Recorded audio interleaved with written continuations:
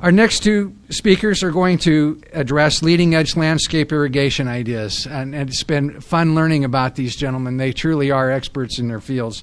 We'll first hear from Troy Peters. Troy works for Washington State University Extension and lives in Prosser, Washington. As I looked at his background, I thought, you just can't be more experienced or specialized in agricultural irrigation. I suspect that the irrigation farmers of the inland Northwest know him by first name and have his phone number on their smartphones. He grew up in Wyoming and was the third of 9 children. He speaks Korean, raises cattle, has 6 kids of his own. He's been a Boy Scout leader for 10 years and with Washington State University for 6. Troy?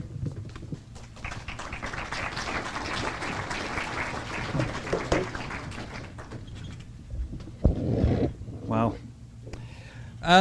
Okay, so we all know that water use goes way up in the summer, and why is that? Because the amount of water that gets used outdoors is huge, and in fact, if we think in terms of consumptive use, so this is the Palouse Basin Water Summit, and so if we think in terms of a basin-wide, we really need to think in terms of consumptive use as well. The water levels are going down because of consumptive use. Consumptive use means that it gets evaporated into the air and it leaves the basin. And so a lot of the stuff that you do in your homes, it goes down the drain, it goes back into the drain field of your septic system or whatever, and then it goes back into the aquifer and it stays in the basin. But consumptive use leaves the basin and it's gone. So irrigation water is consumptively used. It means the plants use it and it's gone forever. Falls in rain in Montana somewhere or something like that. So, but irrigation water is a huge water user. It's the largest water user in most basins. And if you do comparisons of how much water gets used outdoors versus indoors, it's really large. Okay, so in that vein, I wanted to talk really quickly about some tools that we've been developing to help people know when to irrigate. So if I irrigate at the right time and the right amount of water, then I can save huge amounts of money. In fact, what studies have been done that show that irrigation scheduling using some sort of data to know when to turn the water on, when to turn it off, improves water or decreases irrigation water use by about 15 to 30%. And that's very consistent, depending on how, what you were doing before. But database irrigation scheduling is a very proven method to save huge amounts of water. So with that in mind, we need to, help people to know when to do that and to get some tools. By the way, one of the biggest things that people do wrong is they set their timers and they say, okay, I'm going to irrigate on Monday, Wednesday, and Friday, for an hour in the morning. And then they set that timer for their lawn, and then they leave it the whole way throughout the whole season until the season is over. And that really doesn't take into account the drastic changes in the amount of water that plants need, how that changes over the season, and those changes are very large. Okay, so Irrigation 101, basically soil and water. How does soil hold water? Well, we can think of soil as basically a bucket for storing water and nutrients for use later by the plant. The plant honestly doesn't really care what kind of soil it's grown in. It just needs nutrients, it needs water, and it needs those supplied to them in a timely manner. So regardless of what kind of water or soil your plants are grown in, it uses the same amount of water. In other words, the same amount of water is being used or goes out of that bucket every day regardless of the soil. The size of this bucket depends on two things. It depends on the water holding capacity of that soil. So like a silt soil holds more water per foot of soil depth than like a sandy soil, or a clay soil holds more water than sandy soil. So it depends on the water holding capacity of that soil and the depth of roots that you got. So if you've got really deep-rooted plants, then you've got a much larger bucket.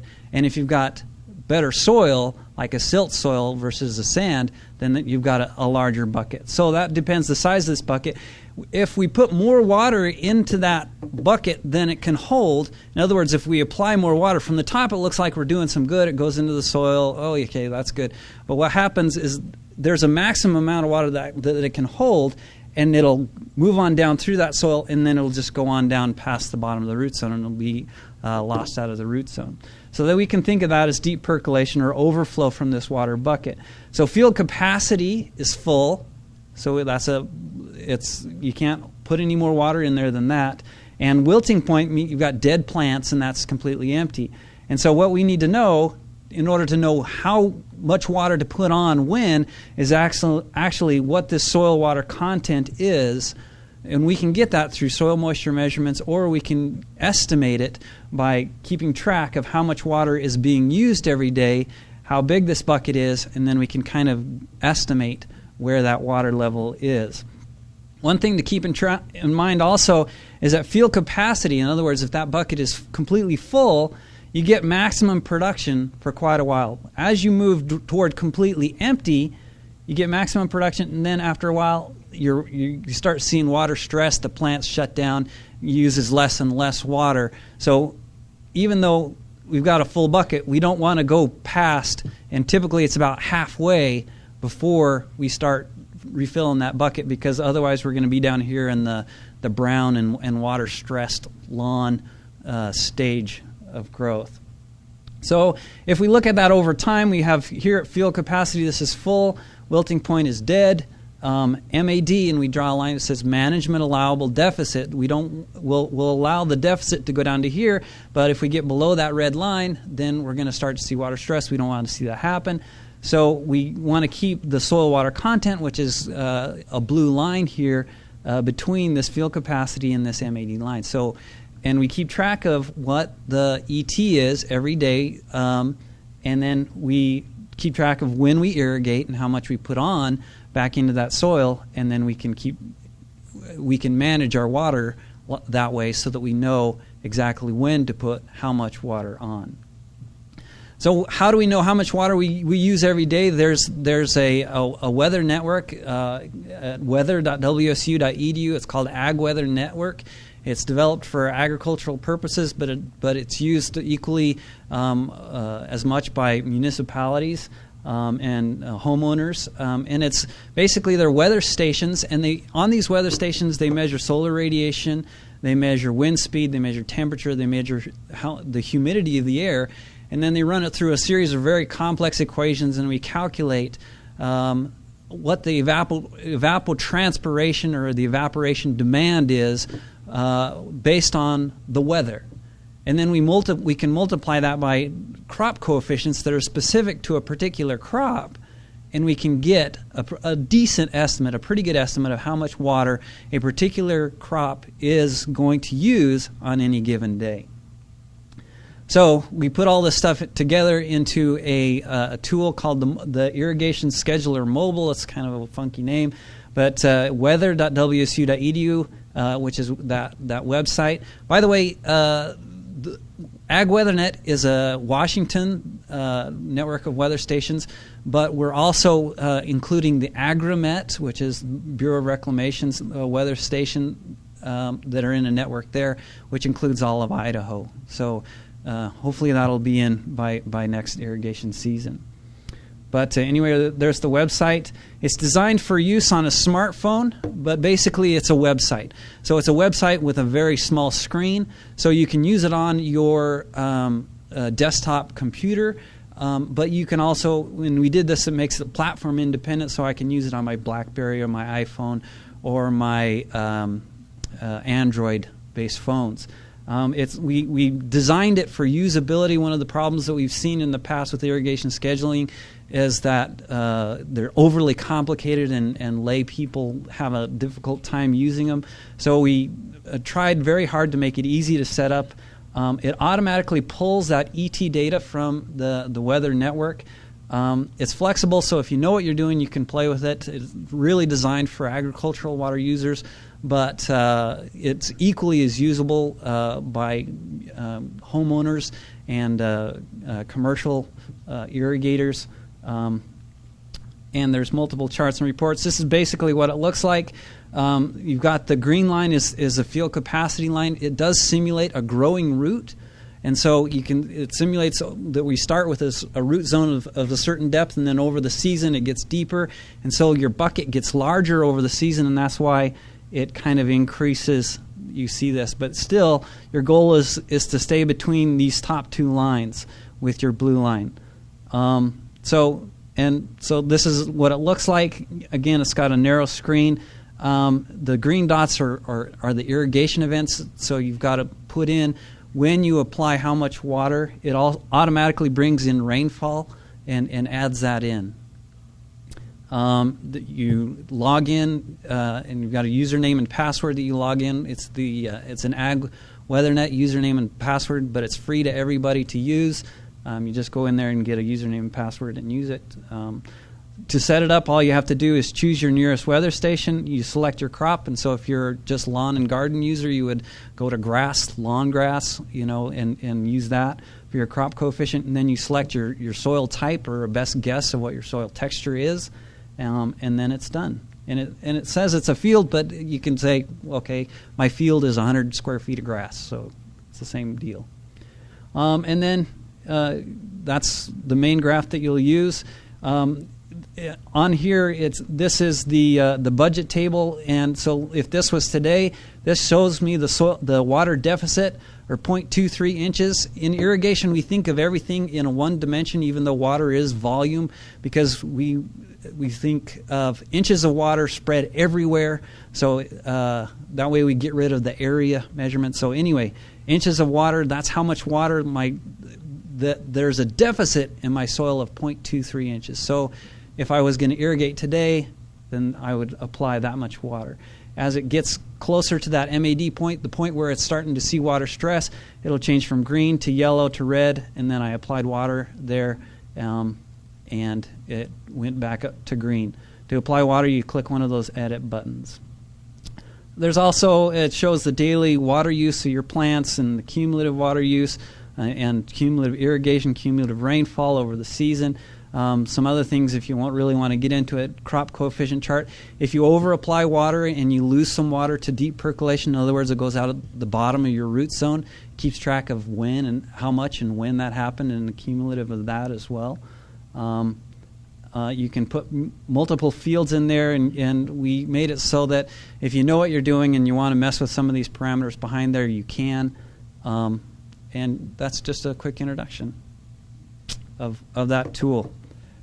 I encourage everybody to get your smartphones out and see if you can find it and try it. So, thank you. Stay for just a moment. We have a gift for you, by the way. This comes from the whole team. Thank you. Any questions? Please.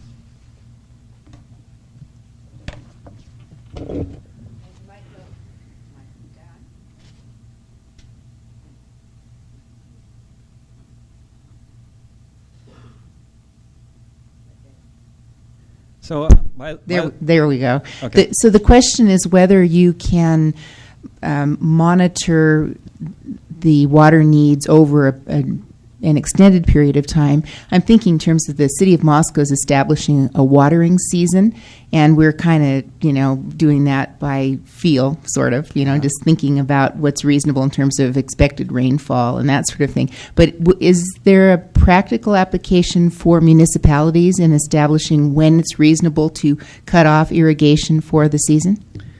That's a good question. Not using this tool, but soon we just redid some the irrigation water requirements on average, and took 30-year historical averages of those, and then we're going to put together some tools that hopefully you can use for general guidelines for those who don't want to micromanage. So, yeah. By the way, if you don't have a smartphone, this is a great excuse to say, oh, it's a business expense. So, thank you, Troy. My question is, we don't have a lot of irrigated farmland around here, but we do have a growing number of gardeners, and there's a real grow local movement.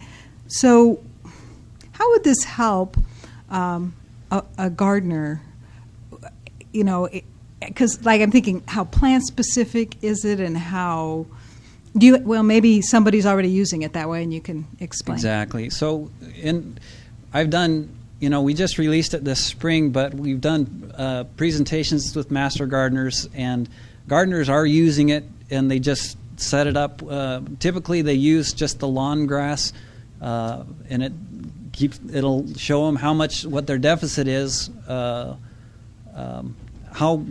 much water, if they were going to irrigate today, how much water they need to apply. So you do need to have an estimate or some idea of how much water you are applying.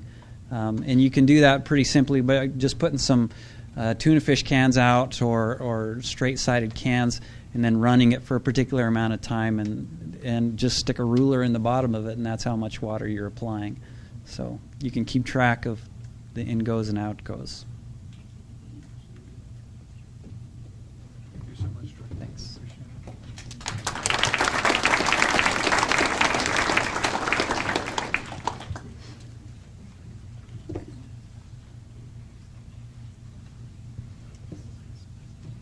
He's always behind the scenes, is Paul Kimmel. He's a great man.